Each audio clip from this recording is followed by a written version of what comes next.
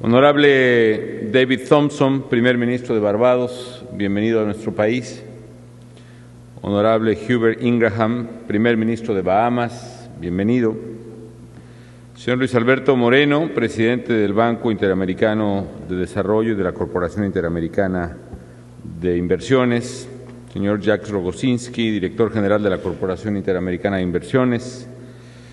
Señor Ernesto Cordero Arroyo, presidente de la Asamblea de Gobernadores del Banco Interamericano y de la Corporación Interamericana de Inversiones. Señor licenciado Félix González Canto, gobernador del Estado de Quintana Roo, muchas gracias por su hospitalidad.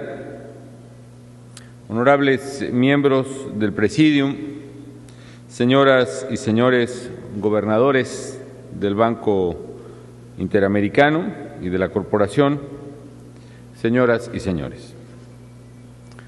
Agradezco, en primer lugar, la invitación para estar presente en esta asamblea anual del Banco Interamericano de Desarrollo, el BID. Sin duda, la vida institucional de este organismo financiero ha estado íntimamente vinculada al desarrollo de América Latina y el Caribe, y en el caso particular de México, esta relación ha sido siempre muy fructífera y de gran colaboración. Como ya lo ha mencionado el doctor Luis Alberto Moreno, Cancún es un buen ejemplo de lo que ha hecho el Banco Interamericano de Desarrollo en nuestro país. Hace casi 40 años, esta ciudad no existía, pero el Banco Interamericano tuvo confianza en México, se asoció con nosotros para invertir en la infraestructura de un centro integralmente planeado, y eso permitió desarrollar y detonar el desarrollo de este centro turístico que es uno de los más atractivos a nivel mundial. Para darles una idea, en la zona de Cancún y Riviera Maya hay más o menos 80,000 habitaciones y se estima que cada habitación ocupada genera entre 10 y 15 empleos directos e indirectos. Y el fin de semana pasado, hasta ayer, la ocupación era arriba del 85%.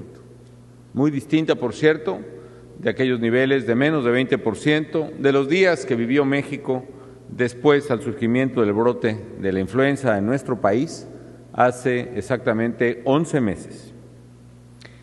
En general, la participación del BID en el desarrollo de sectores clave de nuestro desarrollo, en el agropecuario, en el de la vivienda, en los mercados financieros, en el de infraestructura, ha ayudado, qué duda cabe, a mejorar la competitividad de las economías de América Latina y el Caribe y, lo más importante, a dar una mejor calidad de vida a millones y millones de latinoamericanos y de caribeños. Es por ello que, a nombre del pueblo y del Gobierno de México, agradezco y reconozco a esta gran institución la enorme labor que ha hecho por nuestros países. El último año y medio, amigas y amigos, ha estado marcado por grandes desafíos y adversidades para todos. En el caso particular de América Latina, la crisis económica internacional, el padecimiento de situaciones extraordinarias como fue, insisto, el brote de influenza H1N1 en nuestro país, las sequías que afectaron a Paraguay, lo mismo que a México también, los trágicos sismos que asolaron a nuestros hermanos haitianos y chilenos. Ha sido un año muy duro, pero América Latina y el Caribe han mostrado fortaleza para reaccionar ante tales adversidades. Hoy contamos con una estructura financiera más sólida y con políticas económicas que nos han permitido aminorar el impacto negativo de la crisis económica mundial y de las contingencias que hemos vivido. En este contexto, sé que América Latina y el Caribe han contado con el Banco Interamericano de Desarrollo, no solo mediante el acceso al financiamiento, justo en el momento en que se cerraron las llaves del crédito a nivel mundial debido a la crisis, sino también ayudando a poner en marcha políticas contracíclicas en los diversos países de la región y asesorando en materia de política pública a los gobiernos. Todo ello contribuye, por lo menos en nuestro caso, a la decisiva recuperación que estamos observando en México y en países de América Latina y el Caribe a partir del segundo semestre del 2009. Eso ha llevado, por ejemplo, al Fondo Monetario Internacional a elevar en unos cuantos meses su pronóstico de crecimiento para las economías de la región del 2.9% a 3.7% en el 2010. En el caso particular de México, hoy vemos señales claras de recuperación económica. Por ejemplo, hace exactamente un año, el escenario económico más optimista para 2010 preveía un crecimiento del 1.3%. Hoy, casi la totalidad de los pronósticos económicos para nuestro país subrayan un crecimiento no menor al 4% para 2010 y varios de ellos ya registran incluso un pronóstico de más de 5 o hasta 5%. En el último trimestre de 2009, el Producto Interno Bruto de México, medido a una tasa trimestral anualizada de crecimiento, como suele hacerse con la economía de Estados Unidos, registró una variación trimestral anualizada de crecimiento de 8.4%. Y hasta el pasado día 15, entre el 1 de enero y el 15 de marzo, en México se habían generado 234,000 nuevos empleos netos, es decir, incluyendo ya renuncias o bajas de empleo formal, 234,000 nuevos empleos formales, lo que nos hace abrigar la esperanza que para el primer trimestre de este año México concluya con más de 250,000 de nuevos empleos formales registrados en el país. Nuestras exportaciones, tan solo en el mes de enero, crecieron a tasas del 27% anual y acumulan 8 meses consecutivos de incrementos. A pesar de la severidad de la crisis financiera mundial, y que fue una crisis financiera, desde luego, en su principio, en el caso de la banca en México, no necesitó un solo centavo de fortalecimiento o de rescate por parte del gobierno mexicano. Tiene tasas de capitalización superiores en promedio al 14% y mantuvo, a través de programas enfocados del gobierno federal al apoyo a las pequeñas y medianas empresas, programas activos de crédito al sector productivo. Las reservas internacionales, a pesar, insisto, de que fue un año de una terrible falta de liquidez y de graves turbulencias en el tipo de cambio y en las divisas, las reservas internacionales de México han alcanzado niveles cercanos a los 95,000 millones de dólares, que es la cifra más alta que haya registrado el país. Y a pesar de que hubo una depreciación fuerte, superior al 25% de nuestra moneda respecto del dólar, dada la enorme vinculación que tenemos con la economía americana, era de esperarse un severo impacto en la inflación, pero México cerró el año pasado con una inflación de 3.7%. No obstante estos buenos resultados, que se asocian además a un buen resultado en finanzas públicas, México padeció también el año pasado un doble shock en materia de ingresos públicos. Por una parte, la baja en la recaudación, consecuencia de una economía que cayó 6,5% al año y que registró 2 trimestres de caída de casi 10% en el primer semestre del año pasado, gracias a un esfuerzo de responsabilidad y gracias a un esfuerzo que realizamos todos los mexicanos en cumplimiento de nuestra obligación de contribuir a los gastos públicos, gracias también a distintos esfuerzos de austeridad y reducción de gasto en el gobierno, que incluyó decisiones complejas como incluso liquidación de empresas no productivas en el gobierno federal. Tenemos, a pesar de ese choque y a pesar del segundo choque que sufrimos de una caída en la producción petrolera de 200,000 barriles diarios de petróleo, tan solo en un año, 200,000 barriles diarios de producción petrolera en menos de un año, a pesar de ello, hoy el déficit público en México es menor al 1%. De manera tal que estos resultados y sobre todo este manejo de responsabilidad en una situación crítica están permitiéndonos recuperación económica. Sin embargo, a pesar de ello, insisto, todavía hay riesgos y riesgos importantes. Sobre todo, un riesgo es el no consolidar la fortaleza de las instituciones y sistemas financieros en otras economías y, en general, sistemas e instituciones financieros internacionales. Debemos aprender, amigas y amigos, de esta experiencia para que no vuelva a ocurrir una crisis como la que vivimos y que ha sido la más grave en varias décadas. Comparto que existen aún dudas sobre la solidez de la recuperación de la demanda privada a nivel mundial, que hay incertidumbre en torno a la velocidad con la que las naciones desarrolladas y algunas economías emergentes ajustarán sus políticas monetarias y fiscales hacia una estrategia de salida. México ya lo ha hecho, a un costo significativo, es cierto, en el interior, a costos políticos importantes, pero lo hemos hecho y vamos en la ruta correcta. Otras naciones, sin embargo, aún no han pasado por un ajuste que será necesario precisamente una vez que ha pasado lo más severo de la recesión internacional.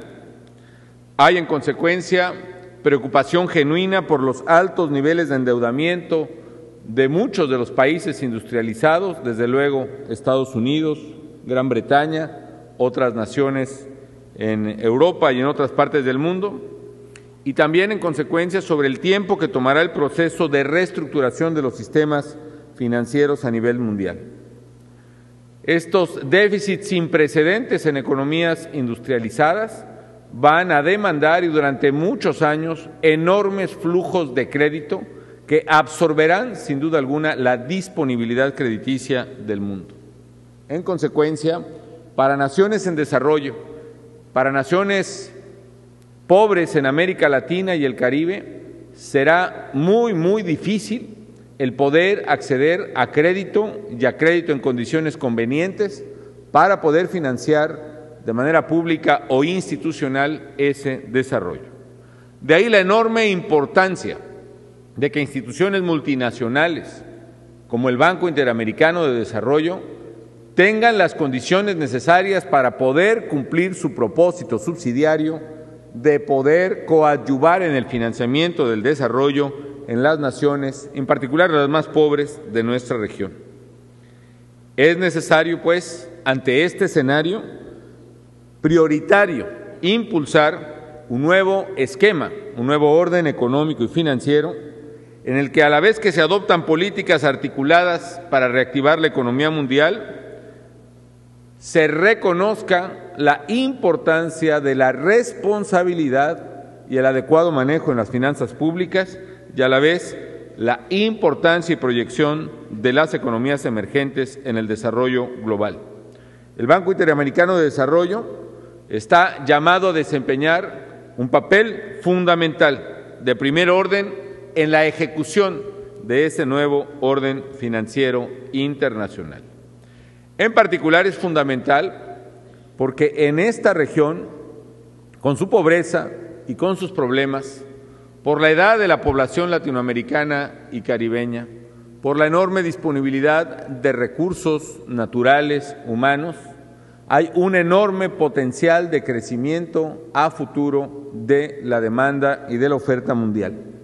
Si se toman las decisiones adecuadas, América Latina y el Caribe pueden crecer y crecer de manera importante y, desde luego, integrarse de manera más adecuada y con una importancia relativa cada vez mayor al mundo global. No hay que olvidar que se estima que para el año 2050, 2 economías latinoamericanas, la de Brasil y la de México, estarán entre las 5 economías más grandes del mundo, después de China, Estados Unidos y la India. Es por eso, amigas y amigos, que yo veo como muy positivo y me alegran las noticias que ya rondan en esta asamblea en el sentido de alcanzar 4 importantes acuerdos para el Banco Interamericano de Desarrollo y que ha mencionado su presidente. En primer lugar, la decisión muy valiente, muy importante, de aumentar el capital base del BID en $70,000 millones, que seguramente asumirá esta Asamblea. Esto representa, como ya se dijo aquí, el mayor incremento en la historia de la institución. Con ello, la capacidad sostenible de otorgamiento de crédito del banco se incrementa sustancialmente al pasar de $7,000 millones a $12,000 millones, preservando en todo momento la alta calificación crediticia AAA del Banco Interamericano de Desarrollo. Sin duda, esto va a permitir, como era, estoy seguro, el objetivo de todos nosotros, amigas y amigos, va a permitir al banco consolidarse en el lugar que le corresponde, como una fuente privilegiada e indispensable de financiamiento al desarrollo de países de América Latina y el Caribe, y como una institución multilateral clave para detonar el crecimiento y fomentar una pronta recuperación económica en toda la región.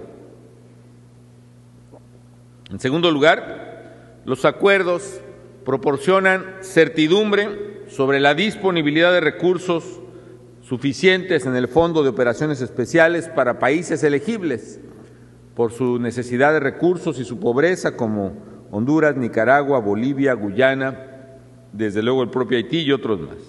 Estas naciones podrán contar pues con una fuente de financiamiento en condiciones adecuadas y programar con una mayor confianza inversiones que requieren en el mediano plazo.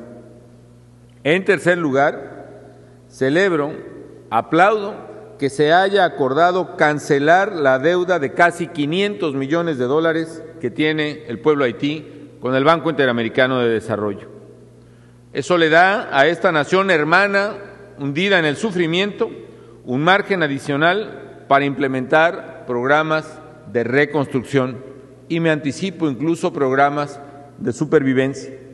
Cuando vino el presidente Preval, aquí también a la Riviera Maya, con ocasión de la Cumbre de la Unidad, era tal la emergencia, y lo sigue siendo, estoy seguro, que requería, entre otras muchas cosas, incluso 200,000 tiendas de campaña para poder albergar al casi 1,000,000 de habitantes haitianos que aún están durmiendo en la calle.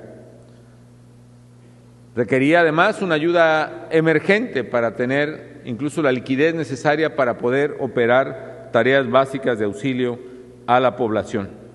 Esta decisión del BID es importante. En el caso de varios países de América Latina, establecimos compromisos monetarios en efectivo, en transferencias directas y también en especie. Por ejemplo, en el caso de México, nos comprometimos a entregar 50,000 de esas tiendas de campaña. Hemos entregado ya más de 10,000 y van otros 20,000 tiendas de campaña rumbo a Haití en este momento.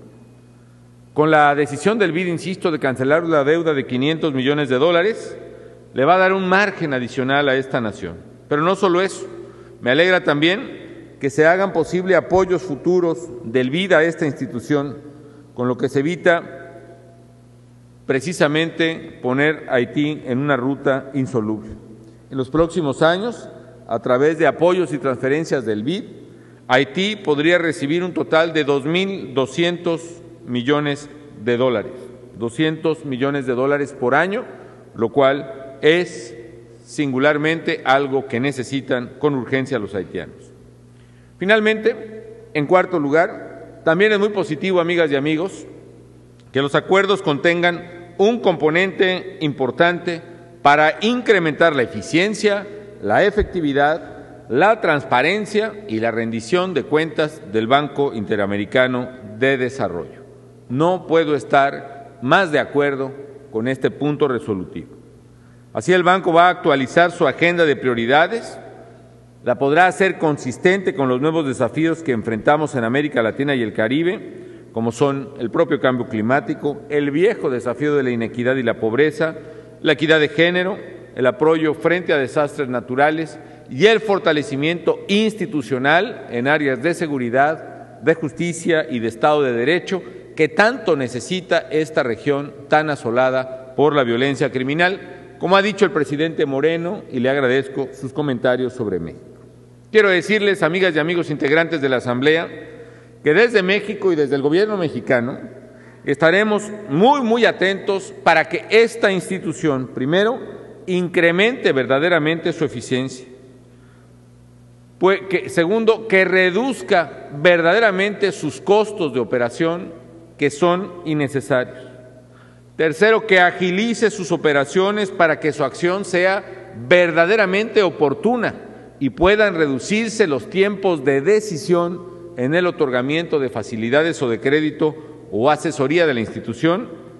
Y, en fin, que oriente verdaderamente sus actividades hacia un eficaz impulso al desarrollo y al desarrollo humano sustentable en América Latina y el Caribe. En suma, a mí me alegra que en esta Asamblea de Cancún el BID se fortalezca, se recapitalice y adquiera mejores herramientas para situarse a la vanguardia de las instituciones multilaterales. Es una gran noticia, porque créanme, lo que es bueno para el BID es bueno para América Latina y el Caribe. Y lo que es bueno para América Latina y el Caribe, para cualquier país, es bueno también para México.